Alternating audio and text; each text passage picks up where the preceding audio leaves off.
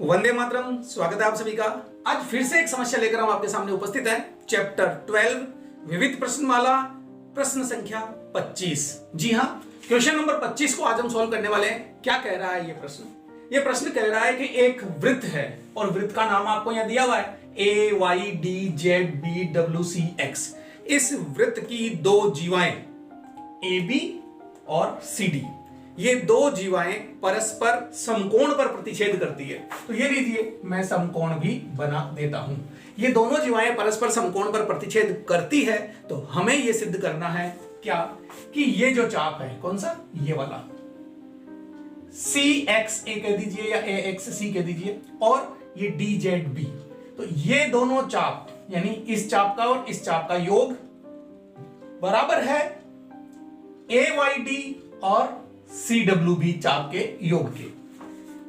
CXA plus DZB चाप का योग AYD प्लस BWC चाप के योग के बराबर है, और ये बराबर है एक अर्धवृत्त के। हमें ये सिद्ध करना है। तो चलिए लेते हैं इस क्वेश्चन को और करते हैं सॉल्व। अगर आपने अभी तक हमारे चैनल को सब्सक्राइब नहीं किया है तो अभी सब्सक्राइब कीजिए और साथ में प्रेस कीजिए बेल आइकन, जिससे आपको लेटेस्ट वीडियो के नोटिफिकेशन सबसे पहले प्राप्त हो सके। तो चलिए शुरू करते हैं हमारे वीडियो को। लीजिए, प्रश्न आपने समझ लिया और प्रश्न ये कह रहा है कि इस वृत्त में दो जीवाएं AB और CD परस्पर लंबवत है। ठीक है, तो ये चीज हमें दी गई है, तो हम इसको लिखेंगे दिया है मैं। तो चलिए इसको लिखते हैं दिया है मैं। तो दिया है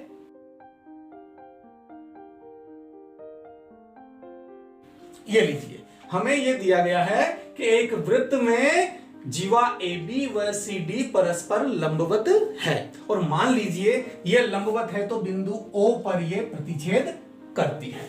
ठीक है, अब हमें सिद्ध क्या करना है वो भी लिख देना चाहिए। तो चलिए लिखते हैं हमें सिद्ध क्या करना है। तो लिख दीजिए AXC और DZB का योग।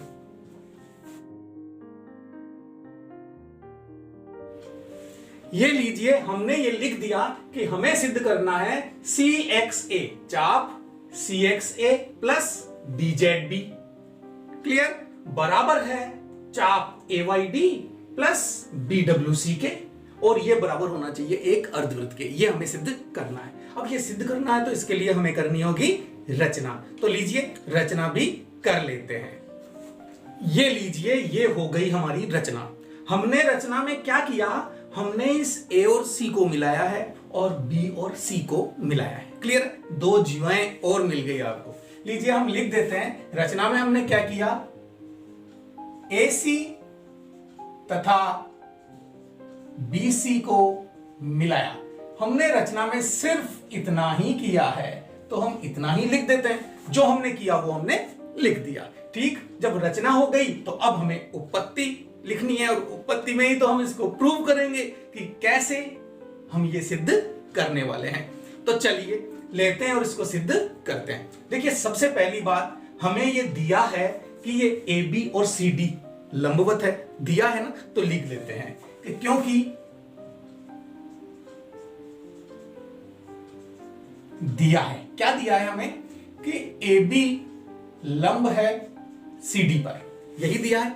और जब AB CD पर लंब है तो इसका मतलब क्या है, इसका मतलब तो ये हुआ कि ये जो कोण है ना, इस त्रिभुज का कोण ये और इस त्रिभुज का कोण ये, AOC तथा BOC दोनों ही 90 डिग्री होंगे। तो लिख देते हैं कि क्योंकि दिया है AB लंब CD, इसलिए कोण AOC बराबर है कोण BOC, और ये दोनों मिलकर बराबर है 90 डिग्री के। जी हाँ, ये भी 90 डिग्री के बराबर है और ये भी 90 डिग्री के बराबर होगा।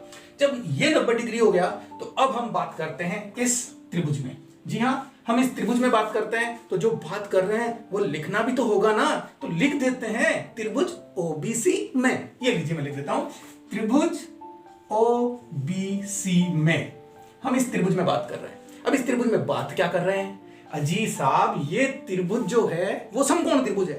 क्यों है समकोण त्रिभुज, क्योंकि ये वाला कोण 90 डिग्री है कि नहीं, आपने कहा ना कोण BOC 90 डिग्री है, तो ये एक समकोण त्रिभुज है। और हम जानते हैं समकोण त्रिभुज में अगर ये वाला कोण समकोण है तो इन दोनों कोणों का योग, कौन से दोनों कोण, एक तो ये वाला और एक ये वाला, इन दोनों कोणों का योग 90 डिग्री होगा कि नहीं होगा।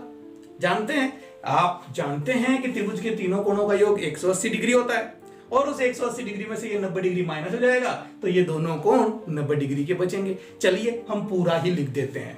अब हम यहां शुरू क्या करेंगे लिखने के लिए, हम ये कहेंगे कि हम जानते हैं त्रिभुज के तीनों कोणों का योग 180 डिग्री होता है। आप चाहें तो ऐसे करें, वरना आप डायरेक्ट भी ये लिख सकते हैं कि हम जानते हैं कि समकोण त्रिभुज के दो समकोण के अतिरिक्त दो कोणों का योग 90 डिग्री होता है। वैसे भी कर सकते हैं। चलिए मैं आपको पूरा ही बता देता हूं। हम जानते हैं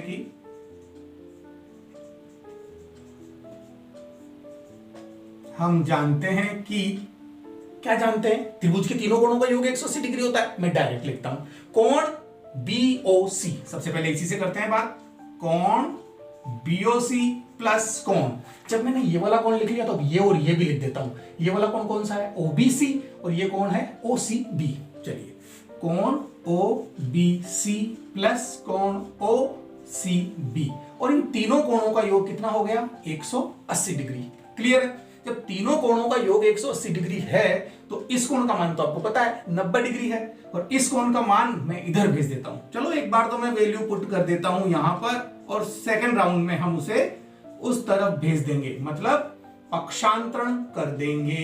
ये लीजिए, अब इस 90 को इधर भेज दें तो मेरे पास क्या बचेगा, मेरे पास बचेगा कोण OBC प्लस कोण OCB बराबर 180 डिग्री माइनस 90 डिग्री, क्योंकि ये 90 इधर आकर माइनस हो जाएगा, और जब माइनस हुआ तो फिर बचा कितना, 90। चलिए मैं वो भी लिखता हूं कि यहां मेरे पास 90 डिग्री बच गया। अब इसमें एक काम और मैं साथ का साथ ही कर देता हूं। देखिए, ये है OBC और ये है OCB। क्लियर? ध्यान दीजिए, कहां है ये रहा मेरा OBC, है ना, और ये रहा OCB। तो ये जो OBC है उसे मैं ABCB तो कह सकता हूं ना। फिर से देखिए, OBC यानी ये वाला कोण, इस कोण को मैं OBC के स्थान पर ABC भी कह सकता हूं ना। और इस कोण को देखिए, इस कोण को हम कह रहे हैं OCB, तो मैं इसे DCB भी तो कह सकता हूं, यही कोण है। DCB कहो चाहे OCB कहो, कह सकते हैं ना। तो चलिए ये नाम बदल के हम लिख देते हैं कि यदि ये, तो फिर क्या होगा, ये साइन है यदि तो का, मैं इसे यूज करता हूं। लीजिए, यदि ये तो OBC को मैं क्या कह सकता हूं, OBC को कह सकता हूं ABC। लिखिए, कोण ABC, और इस OCB को क्या कह सकता हूं, OCB को कह सकता हूं DCB। ये लीजिए, कोण DCB।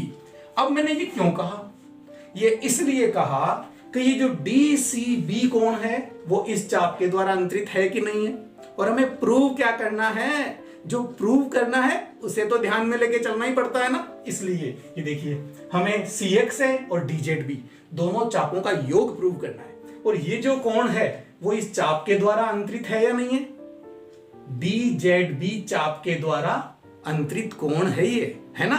और ये वाला कोण इस CXA चाप के द्वारा अंतरित कोण है।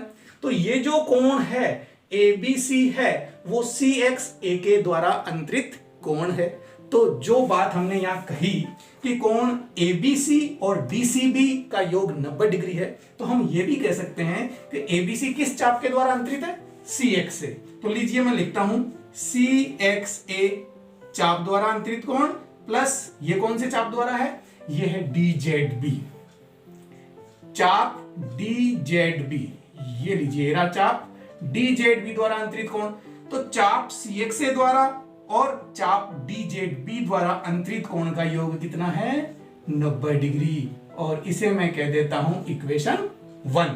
ये मेरी समीकरण 1 हो गई।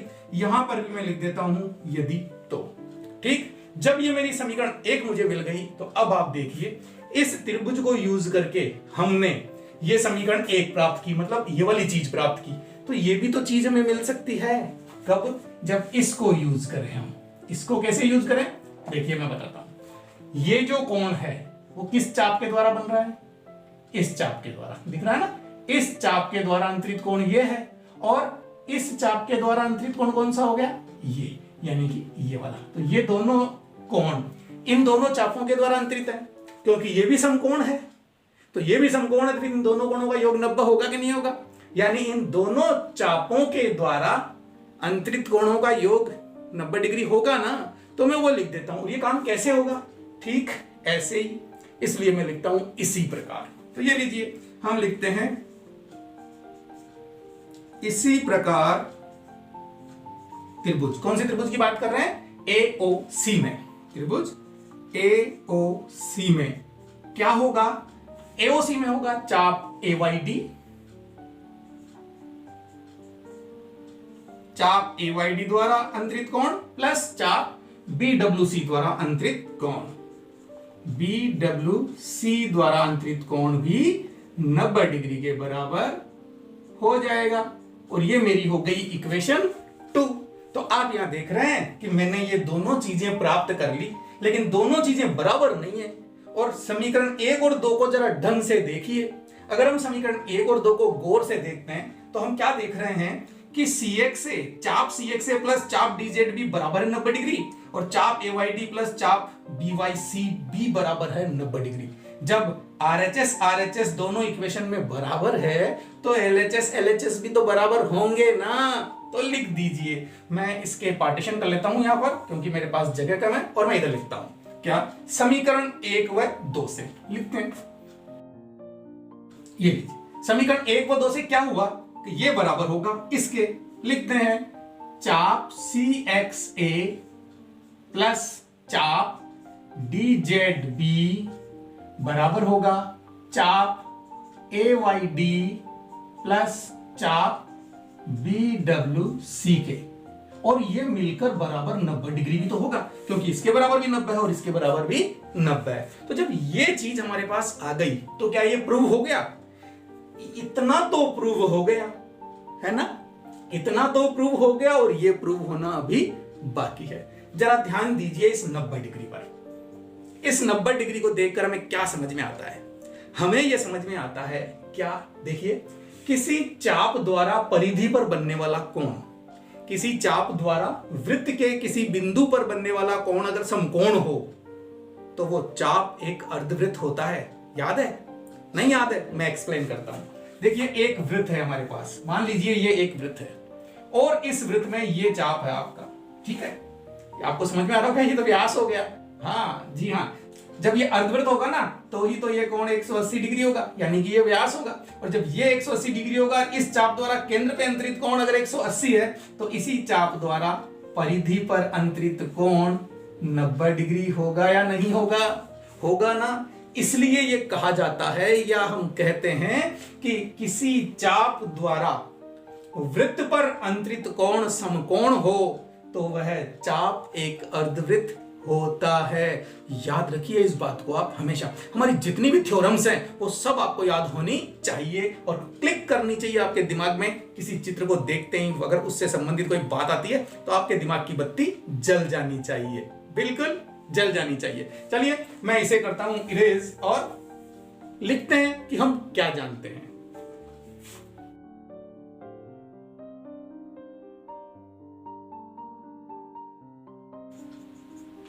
लीजिए, हमने लिख दिया।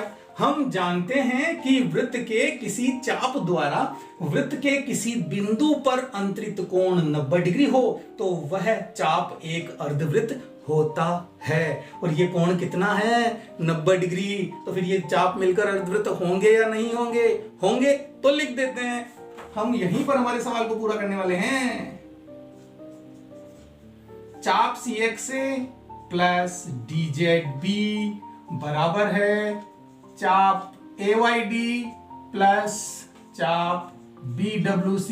और ये बराबर है किसके? क्योंकि ये 90 डिग्री बना रहे हैं, इसलिए एक अर्धवृत्त, एक अर्धवृत्त है।